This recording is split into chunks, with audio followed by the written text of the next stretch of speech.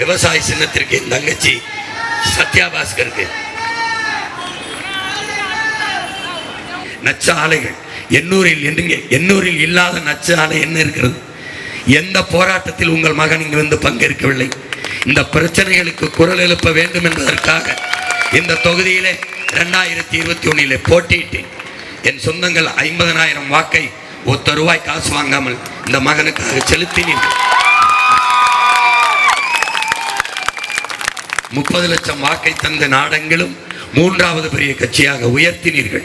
திமுக, அதிமுக 3வது பெரிய கட்சி, நாம் தமிழர் கட்சி என்று உயர்த்தினீர்கள். நான் தோற்றேன். நான் தோற்கவில்லை, நீங்கள் தோற்றீர்கள். திமுகவை வெல்ல வைத்தீர்கள், நீங்கள் தோற்று போனீர்கள். அதிமுக வெல்ல வைத்தீர்கள், நீங்கள் தோற்று போனீர்கள்.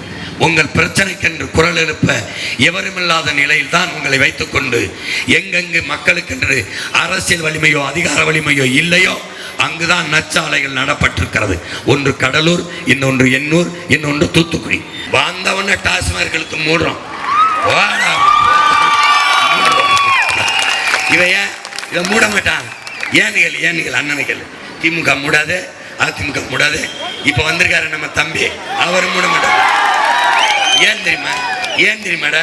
2 கோடி குடியார இருக்கான் பாரு. 2 கோடி.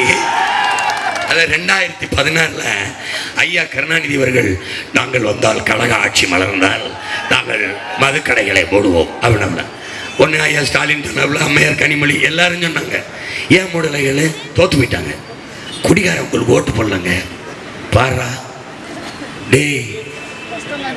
அப்ப என்ன இது? நான் என்ன சொல்றேன், குடிக்கிற மக்கள் எனக்கு ஓட்டு போட வேணாம். அப்ப யாரு?